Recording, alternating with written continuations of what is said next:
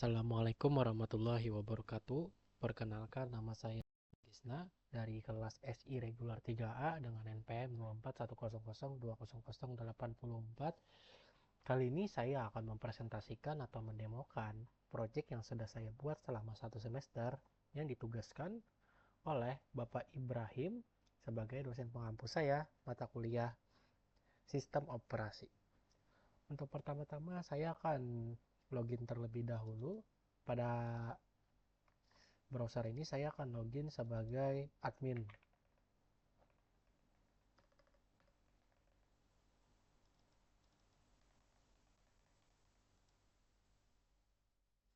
Lalu pada browser yang kedua di Chrome saya akan login sebagai customer.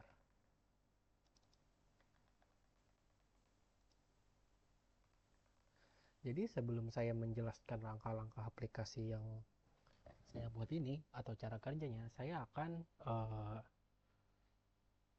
menjelaskan dahulu bagaimana aplikasi ini diimplementasikan dalam website ini bisa diimplementasikan dalam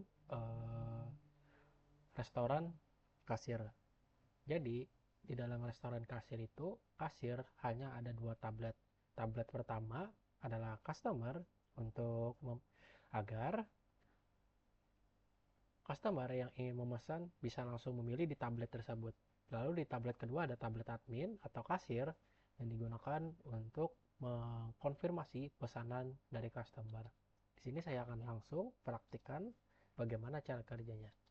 Nah, website yang saya gunakan sini juga menggunakan konsep real time, yaitu website ini tidak perlu refresh jika terjadi ada perubahan data. Oke, langsung kita contohkan. Oke, pertama-tama saya akan memasukkan atau memilih menu dulu. Nah, lalu di sini saya melakukan order. Sini saya mendapatkan notifikasi apakah makanan ingin dine in atau take away. Sini saya memilih dine in atau makan di tempat. Di sini pesanan saya berhasil terkirim ke halaman admin dan saya mendapatkan nomor antrian 20. Kita pindah ke halaman admin dan pesanan user tadi atau customer tadi sudah masuk ke dalam sidebar order menu admin. Nah, di sini misalkan kalau misalkan customer ingin menambah menu lagi, tapi ordernya sudah terkirim ke halaman admin. Admin bisa memasukkan manual di sini. Misalkan di sini customer ingin menambah es teh manis. Sini admin bisa menambahkan lagi. Oke.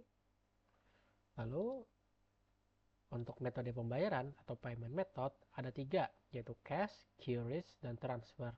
Untuk QRIS dan transfer memerlukan bukti pembayaran sebagai bukti bahwa customer sudah membayar secara full untuk semua pesanan yang sudah dia pesan. Sini saya akan menggunakan metode pembayaran QRIS. Oke, saya akan memasukkan bukti pembayarannya sebagai contoh. Oke. Sekarang saya akan confirm atau mengkonfirmasi pesanan. Nah, maka keluarlah karcis atau stroke yang sudah dipesan oleh customer tadi. Di sini bisa langsung kita cetak. Nah, oke. Kita tutup. Oke. Di halaman dashboard kasir ini tidak hanya tentang untuk menerima pesanan saja, menerima pesanan atau menambah order, tapi kasir juga bisa menambah menu atau mengedit menu. Oke, sebagai contoh saya ingin menghapus kategori snack. Sini saya bisa klik ini lalu klik hapus. Untuk pertama-tama saya akan mendapatkan peringatan, yaitu apakah ingin menghapus kategori ini. Saya klik OK. Sini saya mendapatkan peringatan kedua, yaitu kalau misalnya kategori ini saya hapus, subkategori dan menu yang ada di dalamnya akan ikut terhapus. Kita klik OK. Maka kategori snack beserta subkategori dan menu yang ada di dalamnya juga ikut terhapus.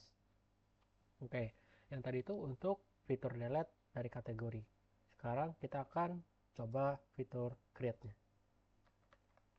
Jadi kita buat lagi. Kita masukkan gambar icon snack. Nah, di sini maka sudah berhasil ditambahkan kategori snack. Sini saya akan tambahkan lagi subkategori baru. Subkategorinya masuk ke dalam kategori snack. Sini misalkan burger. Subkategori burger sudah berhasil dibuat. Sekarang kita akan membuat menu baru. Itu misalkan di sini burger California.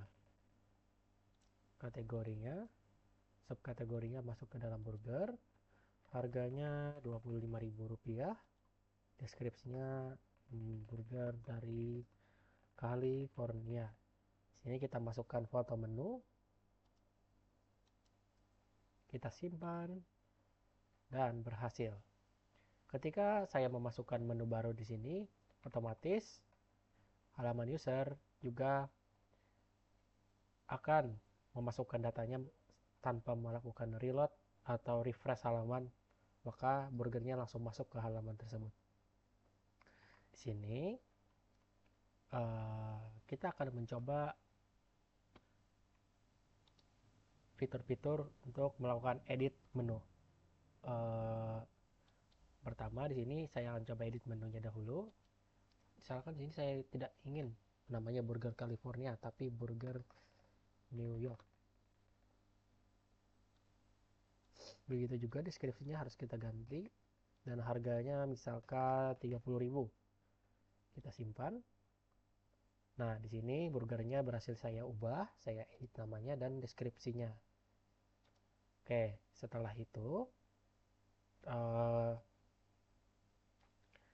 itu saya misalkan ingin mengkosongkan salah satu menu.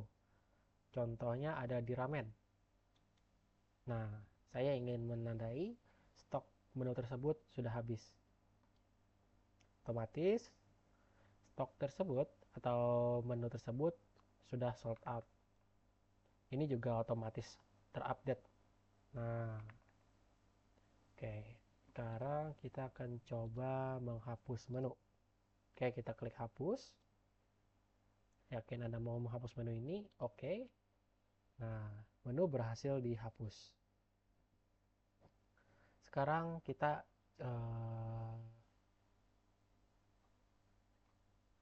CRUD menu sudah selesai. Oke, di sini kita belum mencoba untuk mengedit snack. Kita akan coba edit snacknya dulu. Kita ganti namanya jadi snacks. Nah, ini bisa ya.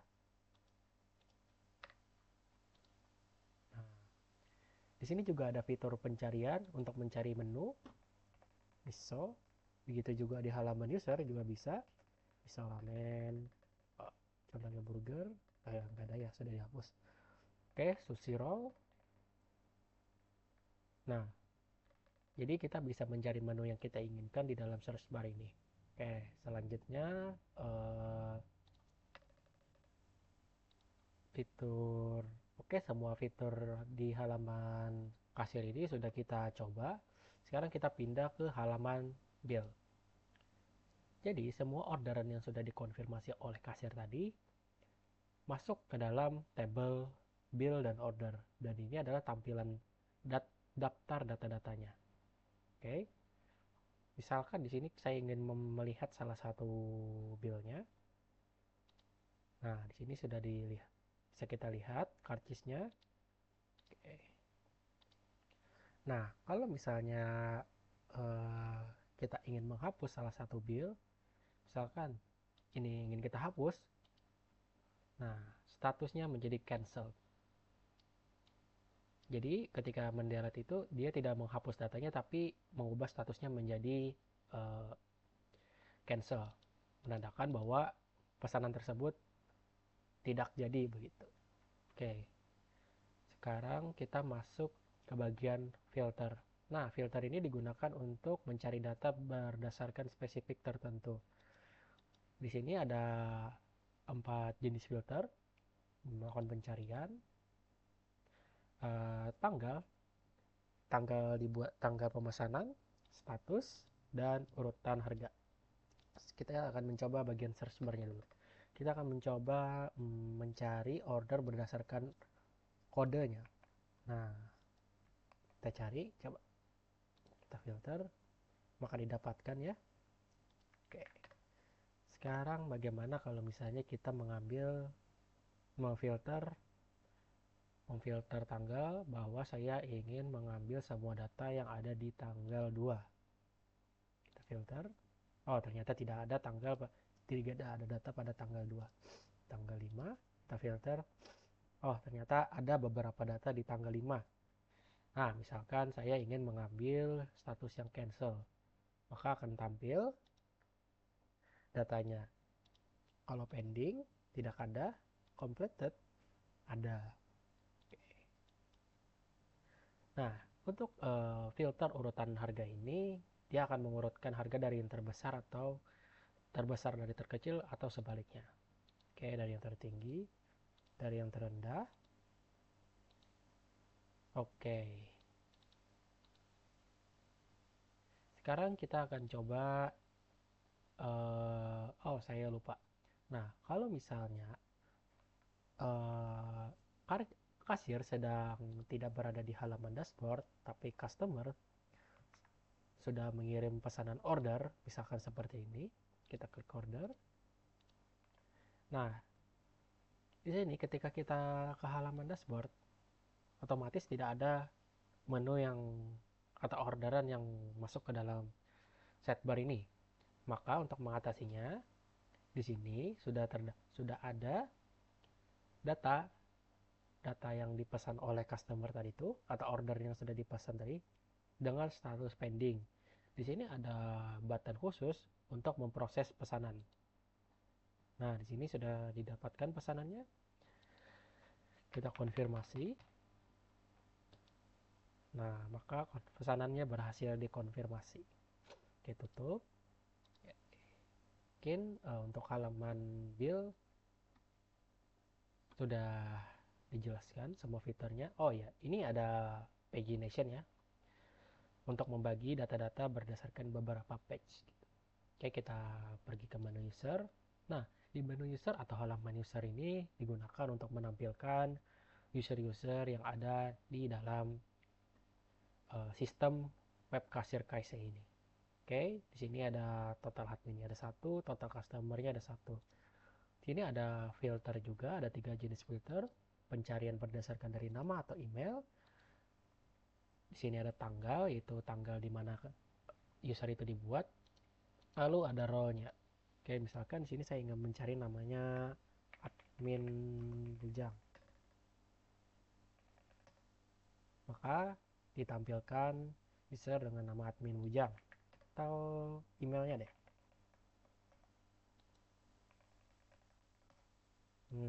Atau customer. Nah, oke, sekarang kita gunakan filter tanggal ini. Misalkan saya ingin mencari data user yang dibuat pada tanggal 1. Oh, ternyata tidak ada. Sekarang kita reset. Sekarang kita akan mencari user dengan role customer. Oh, ternyata ada. Kita klik semua role. Nah, sekarang kita akan mencoba menambah user baru. Misalkan namanya Rusdi mail.com. Oh ya, ini email ya. Nah, kita masuk ke sini, namanya Rusdi Gacor 08 1234567. Passwordnya 1234567. Kita jadikan dia sebagai admin. Kita simpan, maka admin baru sudah dibuat. Oke, sekarang misalkan saya ingin mengganti namanya, saya kurangi menjadi Rusdi saja. Nomor teleponnya saya ganti misalnya 085555 saja. Oke, simpan. Nah, otomatis nomor telepon berganti, nama berganti, email berganti. Oke. Nah, emailnya juga berganti ya. Oke, sekarang kita akan mencoba fitur hapus data user. Hapus. Oke. Nah, maka eh, user yang baru kita buat tadi sudah berhasil dihapus. Oke, sekarang semua fitur sudah saya jelaskan. Mungkin sampai sini saja presentasi atau demo aplikasi yang sudah saya buat, yaitu website website kasir restoran dengan nama Kaisei. Sini saya akan logout. Terima kasih sudah eh, menonton video ini. Semoga bermanfaat. Mohon maaf jika ada kesalahan kata-kata dalam video ini. Wassalamualaikum warahmatullahi wabarakatuh.